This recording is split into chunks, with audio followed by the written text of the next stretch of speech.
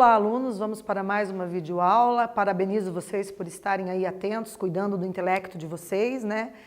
Gostaria de novo relembrar os estudantes que têm acesso ao aplicativo do Google Classroom para não se esquecer de, ao responder o formulário, clicar no link para validar a presença de vocês, ok? Vamos ver aqui o que nós trouxemos para a aula de hoje. Então, os nossos objetivos desta aula consistem em explorar a cultura afro-brasileira por meio de imagens, ilustrações sobre heróis e guerreiros e lendas africanas, inferir o sentido de uma palavra ou expressão, interpretar texto com auxílio de material gráfico diverso, identificar a finalidade de textos de diferentes gêneros e reconhecer diferentes formas de tratar uma informação na comparação de textos que tratam do mesmo tema, em função das condições em que ele foi produzido e daquelas em que será recebido. Ok? Vamos começar então? Já estão com os materiais de vocês aí organizados para fazer as atividades? Bora lá prestar atenção, galera? Vamos ler aqui então o nosso texto inicial da aula de hoje. A história se inicia de uma forma sui generis. Ainda no ventre da sua mãe, Kirikou exige nascer. A sua mãe retruca que uma criança que pede para nascer pode nascer sozinha. Ele então nasce, toma banho e se interessa pela desgraça de sua aldeia. Uma feiticeira chamada Carabá teria devorado o seu pai junto com quase todos os outros homens da vila, secado a fonte que abastecia os moradores e ameaçado mulheres e crianças. Porém, quando a feiticeira percebe que foi enganada, exige todo o ouro das mulheres da aldeia. Kirikou, mais uma vez, vai até os domínios da feiticeira, agora desejando conversar com ela e saber por que ela é tão má. A bruxa tenta matá-lo por tal impertinência, ao que ele foge, mas ainda não se convence. Continua nesse intento até descobrir por que a bruxa é má. Um dia, Kirikou arma um plano com a ajuda da mãe, para visitar o sábio da montanha, para saber mais sobre Cabará. Ocorre, contudo, que para chegar à montanha seria preciso passar pela residência de Carabá, quando ela não deixava ninguém se aproximar de sua casa e restringia o acesso à montanha, temendo que o seu segredo pudesse ser revelado pelo sábio. E agora, pessoal, vamos para a nossa primeira questão da aula de hoje para a gente aquecer? Como você classificaria o gênero textual predominante na narrativa de Kirikou? Alternativa A, seria um romance africano? B, um texto descritivo? C, uma lenda africana? Ou D, um texto informativo? Vamos para o nosso primeiro exercício aí para a gente começar aquecendo.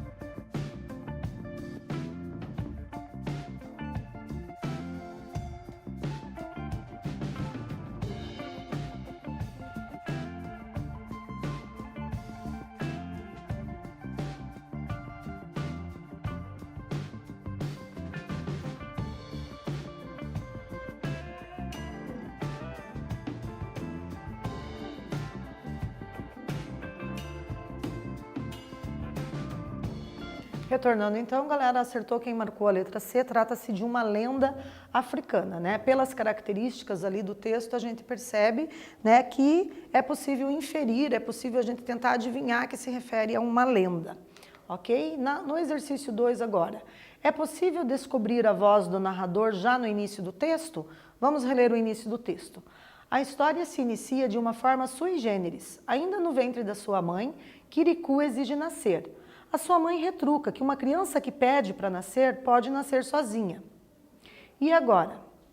Qual será a voz do narrador? Alternativa A. O narrador é protagonista? Ele participa também dos acontecimentos? B. O narrador não participa dos acontecimentos? C. Não é possível saber ainda da voz do narrador? Ou D. A voz do narrador está na terceira pessoa? Mais esse exercício para vocês.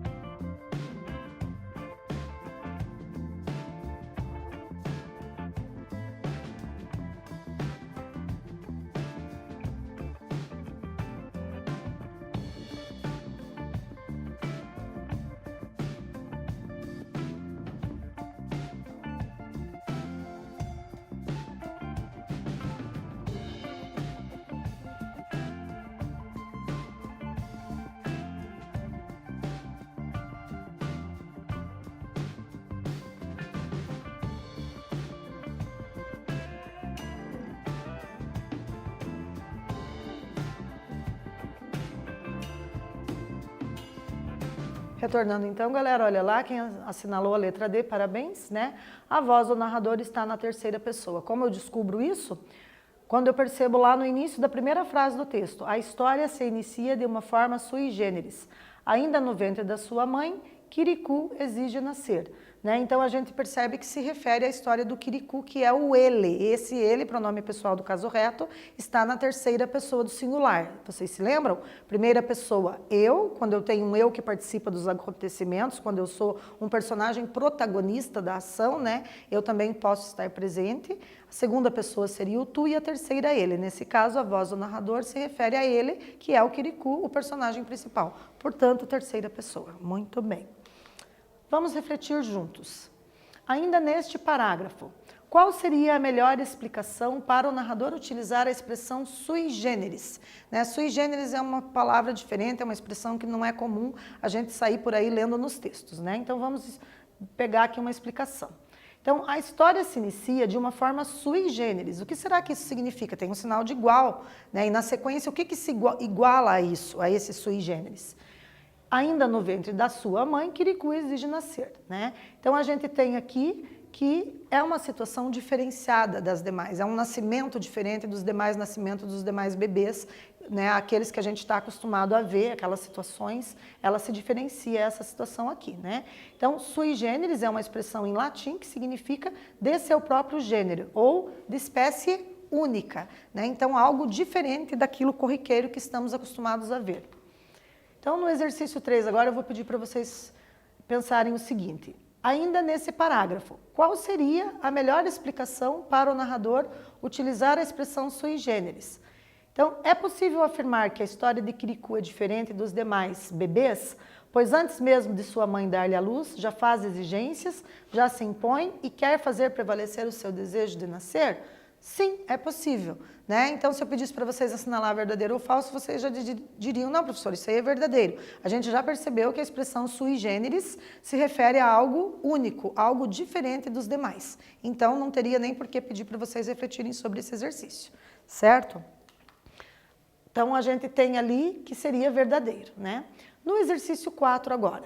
Perceba que sui generis é uma locução adjetiva que qualifica a forma como se inicia a história do nascimento de Quiricu. Qual alternativa traz a melhor explicação para o uso dessa locução adjetiva? Um tempo para vocês fazerem o quarto exercício da nossa aula de hoje.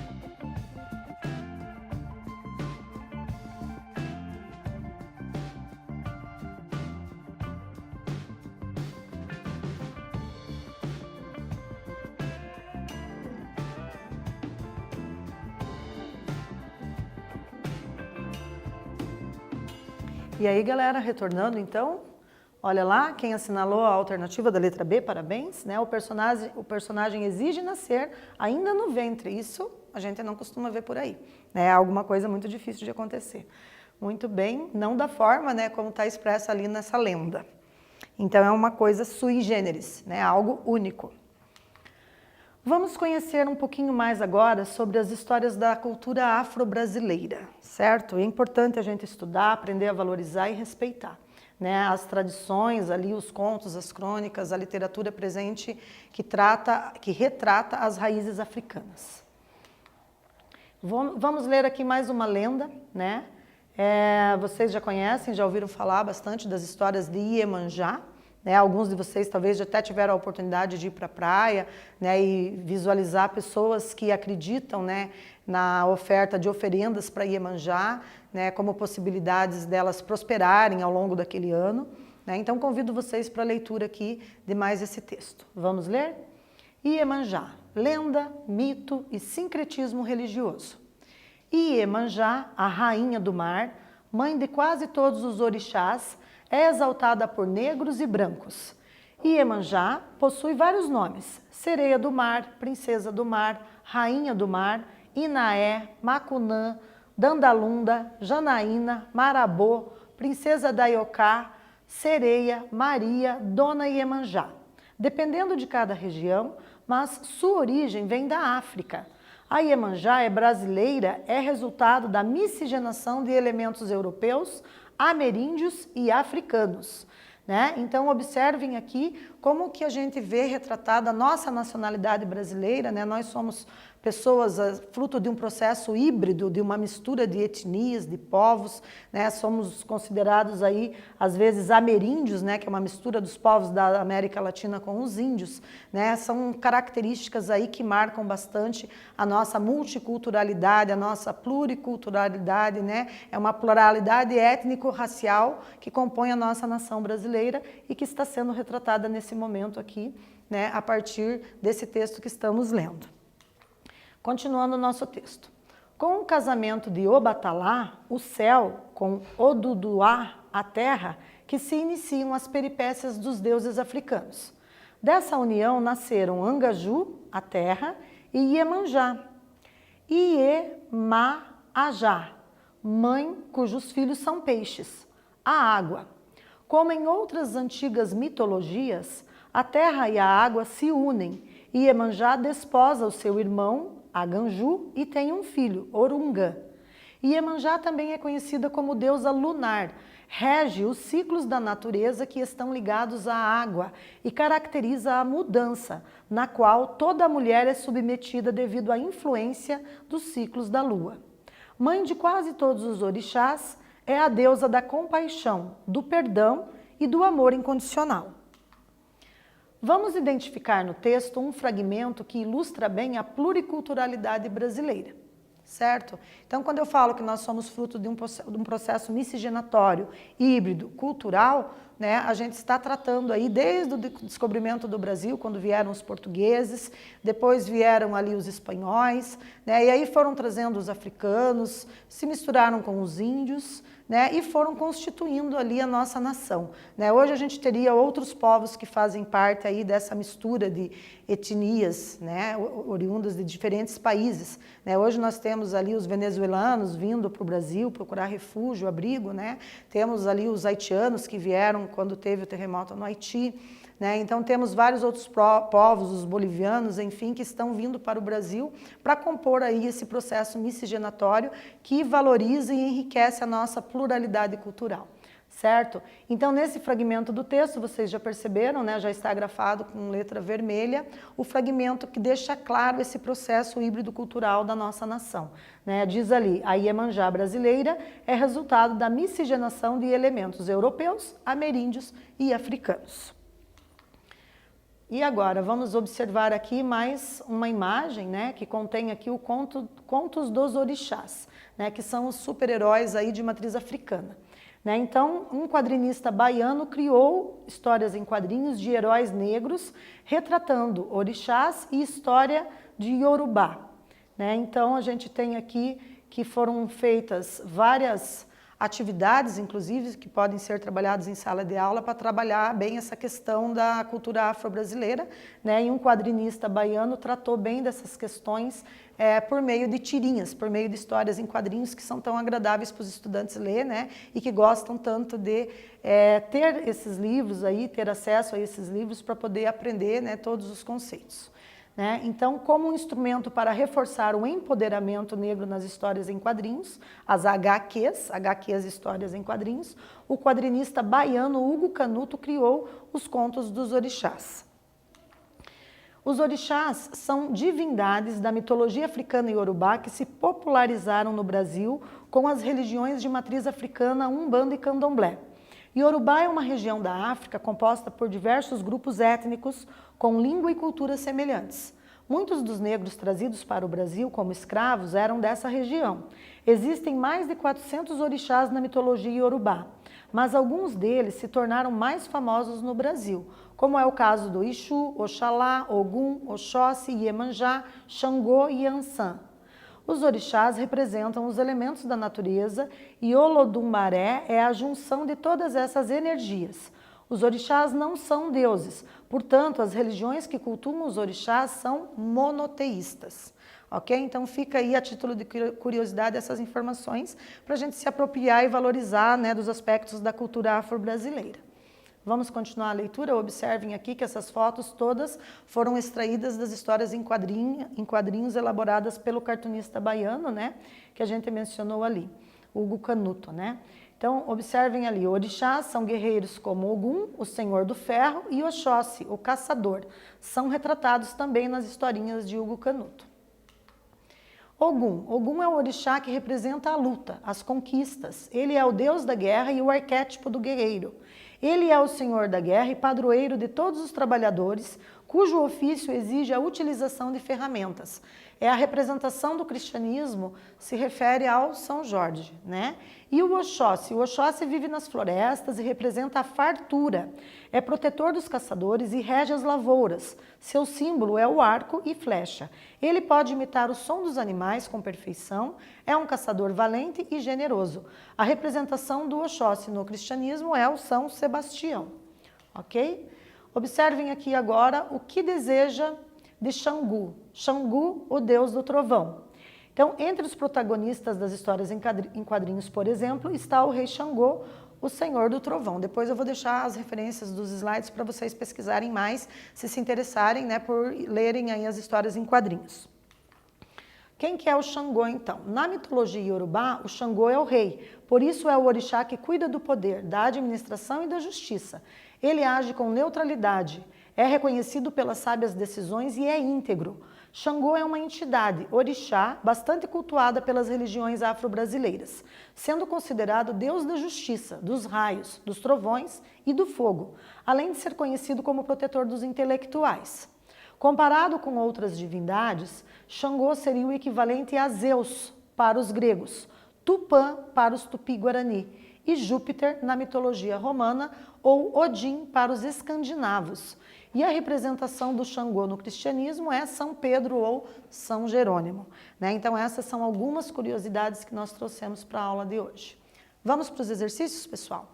Então, no nosso exercício 5, os textos que acabamos de ler sobre Ogum, Oxóssi e Xangô podem ser considerados dissertativos, informativos, descritivos ou narrativos. Um tempo para esse exercício.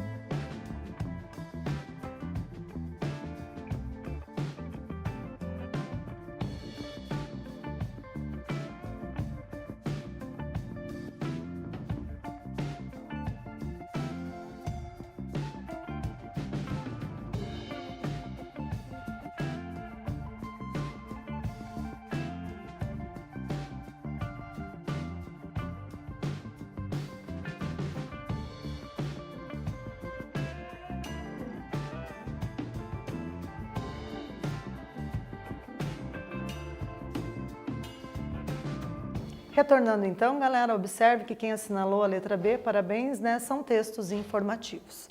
Muito bem, pessoal, então ficam aí as referências para estudo, né? A gente já trabalhou hoje um pouquinho da cultura afro-brasileira, fizemos aí uma retomada, né, de alguns deuses, alguns super-heróis africanos. Agradeço muito a participação de todos vocês e permaneçam em suas casas se puderem.